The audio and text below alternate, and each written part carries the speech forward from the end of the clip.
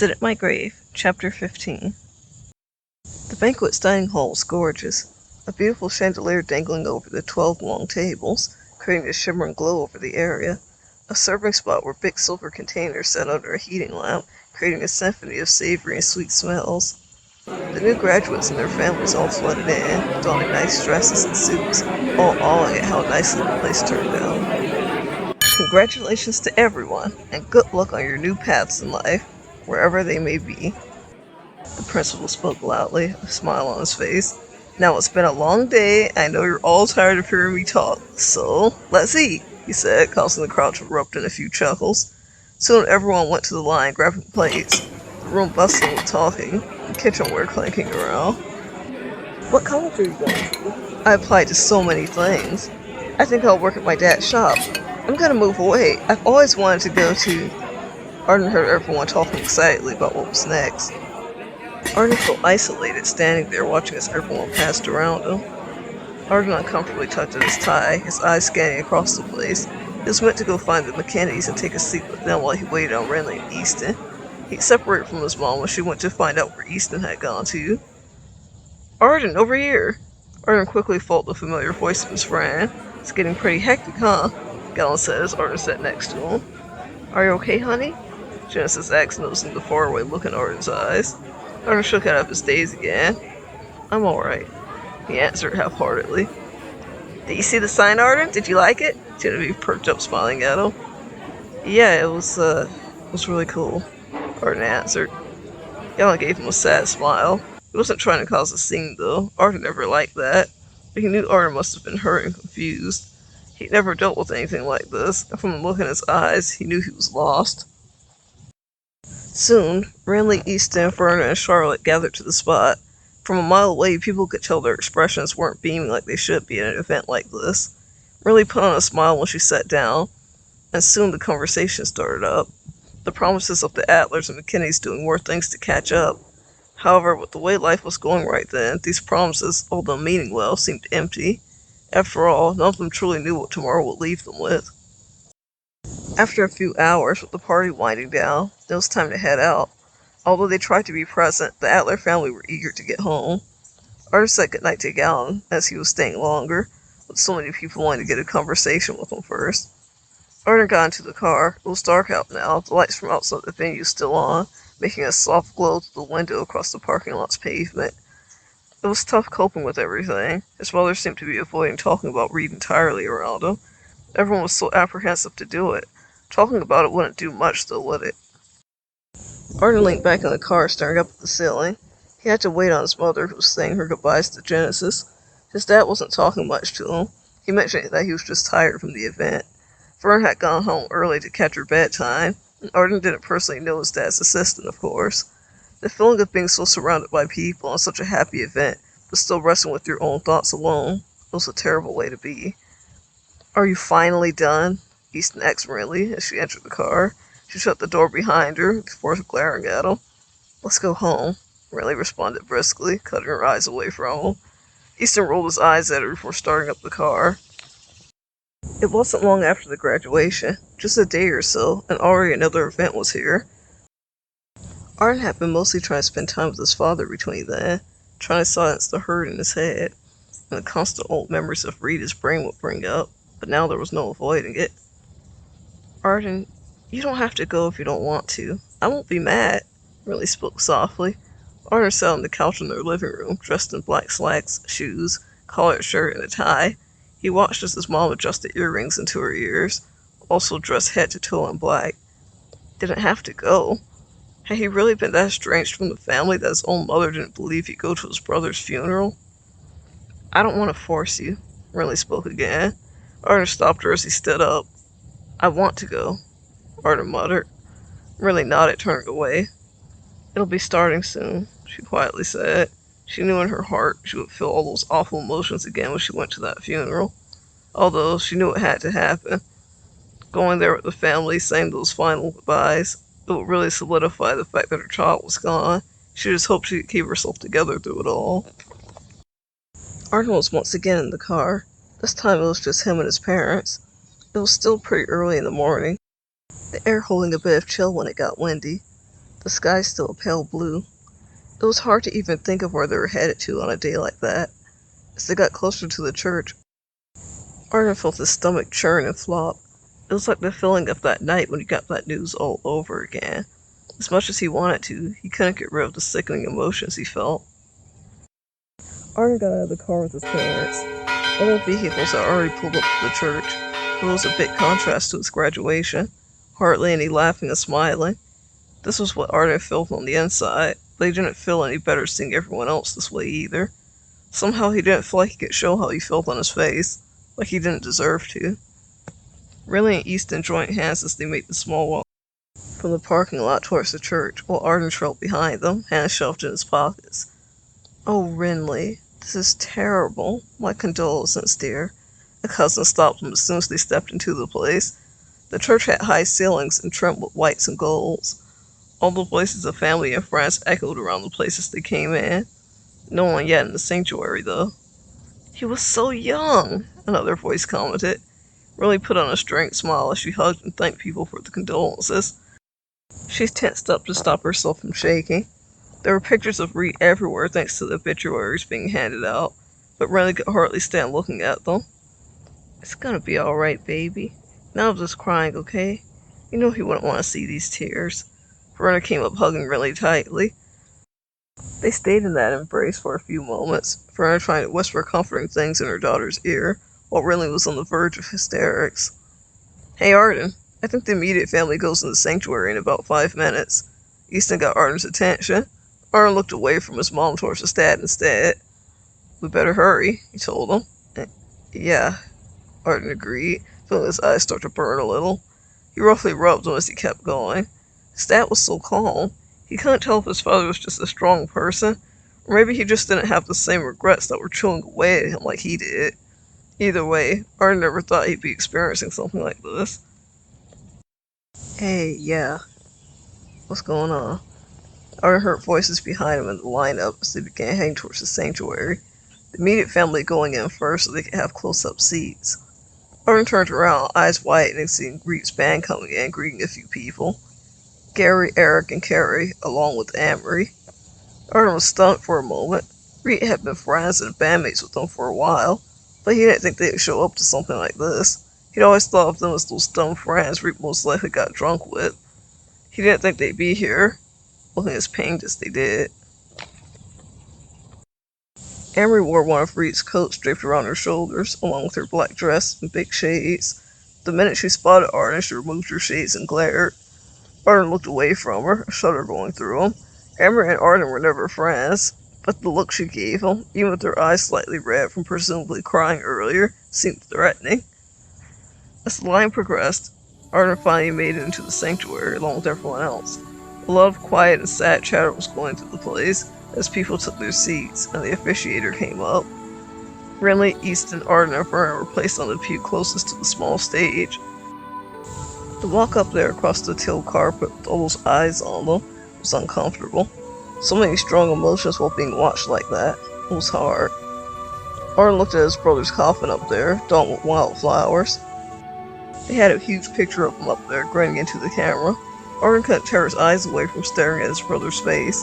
Seeing that smile just made him hear his laugh. When he said he didn't want him in his life, he never meant like this. "I didn't mean it at all," Arden thought. "Good morning, folks. I see a lot of sad faces here. But Reed Adler was not a man who dwelled on sadness, yes? So let's celebrate his life today." The officiator spoke into his mic as he waltzed across the stage. "Reed Adler leaves behind a mother, father, younger brother, and girlfriend. So I ask that we are all extra kind to them as they navigate this grieving process." He continued on. He began showing some picture slides of Reed provided by the family as he spoke highly about him. Arden couldn't help but think over their happier moments together. After school, he and Reed would sometimes pack a lunch and go have dumb adventures. Just stupid kid stuff. They were out all day finding new things to do. Arden recalled that's when he started journaling in the first place. It was originally to remember the fun days he had with his brother. School was difficult with him being a quiet kid, and he soon began realizing how unliked he was. As he got older, those things mattered more and more to him. Him and Reed didn't talk about those things exactly, but him being around always made him feel better.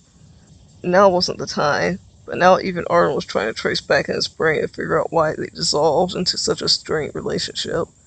Normally he would have just placed the blame on Reed, but now he wasn't sure it was just him. "Can you get off your phone?" Millie whispered to Easton. Her voice held a mix of shock and anger. "This is work," Easton mentioned casually. "Easton, please," Millie said again. Easton gave her a nasty look before putting his phone away, folding his arms. Arden didn't feel like he could judge anyone right now, but his dad seemed so withdrawn. Was he really staying strong, or did he just not want to be there? "We now invite friends and family to come up here and talk a little bit about the deceased, and what he meant to you. Remember, our dearly departed isn't really gone if we can keep the memory alive." The officiator spoke up brightly, keeping his cheery expression on his face as he glanced around the room. Should he say something? Was this another chance to try and make things right? He could never have that conversation with Reed now. He could never try to figure out where he was coming from. They'd never have those fun moments again. Should he at least speak up here? Would it even matter at this point? "Hello, my name is Amory Elda. I'm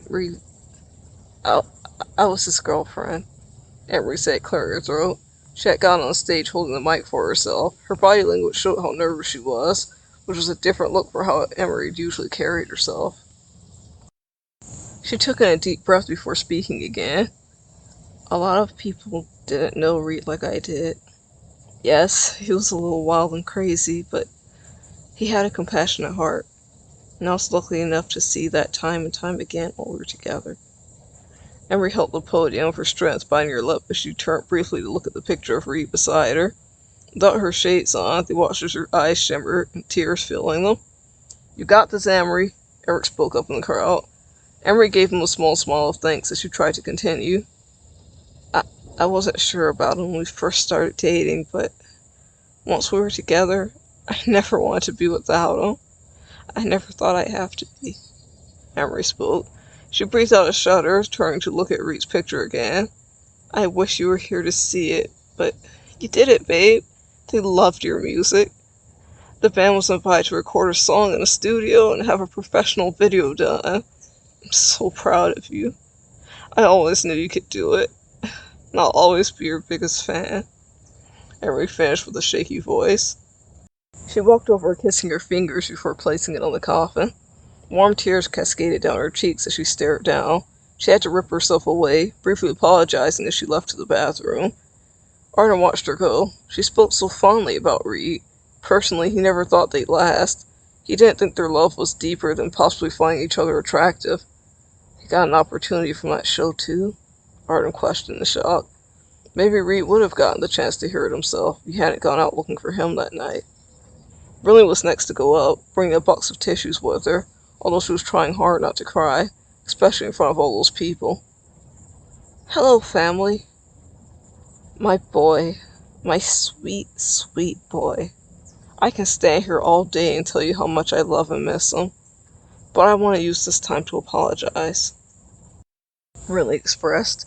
She sighed, wiping her eyes, putting on a sorrowful smile. "Reed, you helped me more than you know. More than you ever should have, and I just want to thank you so much for it all. You did a lot of things, and you missed out on a lot of things too, and you stood beside me when I didn't have anyone else to do that. I just wish I could get you and tell you to your face how loved you were and how much you just made my life better. And I'm sorry. I'm sorry I wasn't a better mother to you," Really choked out. She quickly got back to her seat, unable to go on. Immediately, family tried to comfort her, but she just plastered on that fake smile, assuring everyone she would be okay. All this talk just confused Arden even more. He didn't like being wrong. He never thought he had been. His intuition was always so on point. At least he thought it was. But the more people talked around him, the more he felt like he was in the dark about a lot.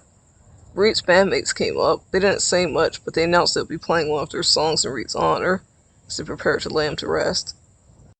Arden kept glancing at his mom, the smiles and hugs she was giving everyone. She tried to be strong for everyone, but she was in pain. I'd never seen her look this lost and broken. She still has me, and she tells me she's grateful for that. But the boy she just lost was the first person to ever call her mama. Arden thought, standing up with the family as he listened to the song. They had some time before they went to the burial. Everyone had a moment to freshen up before getting into cars to drive there. Arden stopped at the bathroom. He washed his hands as he stared at himself in the mirror, the face looking back at him. He could hardly bear it. He couldn't look himself in the eyes. Self-doubt was something covered up for so long. Now it was coming up in an ugly way. Every thought in his head was a question. It was scary not being able to answer them. Arden walked out of the bathroom into the small church hall, about to go and find his family again. As he started to walk, he was suddenly shoved into the wall. His back hit hard, causing immediate ache from the impact. "There you are," Emery yelled in a low voice. "What?" Arden questioned in shock.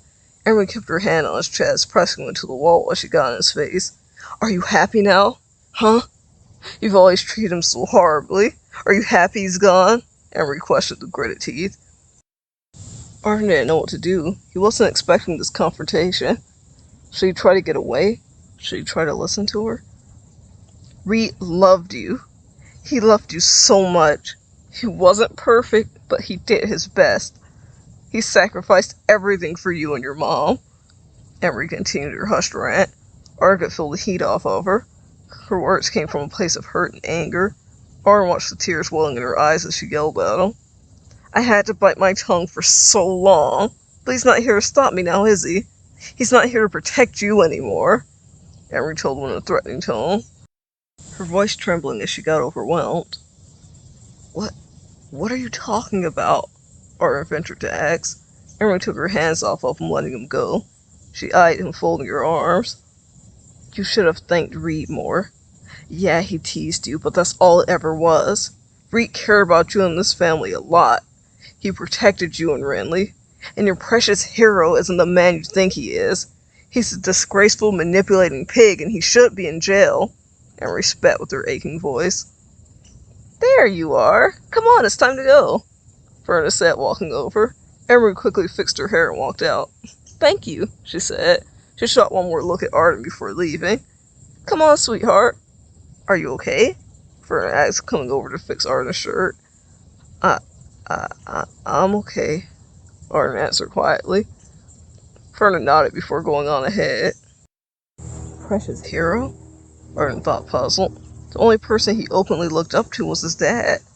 It would be selfish and embarrassing to try to ask for help, wouldn't it?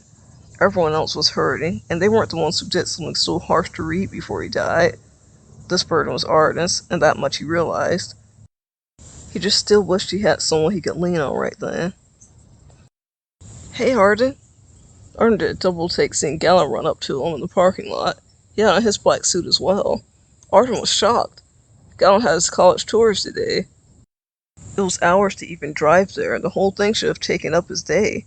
He didn't expect him to show up at all. "Why are you here?" Arden asked in astonishment. "You needed me here," Gallon stated gently. Arden didn't get a chance to respond when Gallon grabbed him to an embrace. The shock melted from Arden's face. His expression softened as he slowly wrapped his arms around him, too. Gallon got into the car with Arden and his family on the ride to the gravesite. There was a sense of peace in this madness with Gallon beside him now. Inwardly, he thanked him for being there. Arden had a lot to unpack and go through. He still craved answers. He needed to figure things out. He had to do something. At the burial, Arden didn't feel ready to get out and watch it happen. He stayed in the car while they finished that part of saying their last parting words and leaving flowers. It was getting dark now. The sky's cloudy. Almost time to leave. Was he expected to get back to life after this? Just accept the twinge of guilt and grief and move on? Everything felt so unfinished. He made the mistake of leaving his brother once. He didn't know if he could do it again. Arden placed his hand on the car window, watching as they lowered the coffin into the ground, his body tensing up. Renly fell against Easton. He saw her body heaving as she sobbed. He watched Reed's bandmates holding candles up, trying to hide their faces. Emily had her shades back on, hugging Reed's jacket on herself as she watched silently. "He's not angry with you, Arden, and he wouldn't want you to feel guilty, alright? It's going to be okay," Gallon spoke up beside him. He could tell his mind was racing. Arden wasn't sure if Galen was right or not, but if he was, it would only make him feel worse with how he treated Reed. The funeral was over and it was time to go home. The Atlas dropped Galen off and headed back. Even after that celebration of life, their hearts were still heavy. Going home and knowing Reed wouldn't be there to eat the next day was painful. Arden, do you want to take Reed's guitar in his room? I insisted that Amory kept it, but she wanted me to have it anyway, Riley said as she entered the house. She was finally addressing him with it. Arden nodded, picking the guitar up. It was customized with Reed's stickers and the dates of his favorite shows he played at. Just holding it gave Arden chills. Maybe we can watch a movie or something together. I'm not very sleepy right now, Riley admitted loosely. Yeah, I wouldn't mind, Arden agreed. Riley smiled. She kissed Arden on the cheek. I'll go see what your father thinks about it, Riley said. She gave Arden another hug before walking off. Arden went into Reed's room, and all of his things were there, thanks to him being moved out. But some of his old posters and clothes were in there. Riley kept the place almost like he left it, ready for him to sleep over whenever he wanted to. Arden quietly placed the guitar in the corner of the room. He ran his fingers over it gently, thinking of all the times growing up Reed would be playing that thing. He was studying how to play before he even got a guitar. He practiced all the time in a local music store where they allowed people to test the products. He got in trouble a few times, but eventually he was allowed to just be in there, the shop owner seeing how focused and talented he was. Arden's mind drifted to the times he was impressed by his brother, before he started looking down on him, before the fighting got so serious. Arden grabbed his phone. He looked up where Reed would post his music. His light shined on his blank expression face. He scrolled to a song and turned it on, putting in his earbuds. Arden laid back on Reed's bed and listened to the music. Reed was good. He had a strong voice. He could hear the passion in whatever he made. Hearing Reed's voice, it hadn't been that long, but it felt like forever. Arden closed his eyes, faced upward towards the ceiling while he sat there and let the music consume him. What? What are you doing? Arden heard Riley scream in confusion. It jolted him up. He felt his heart began racing. He quickly shut off the music and creeped over. What could be happening now?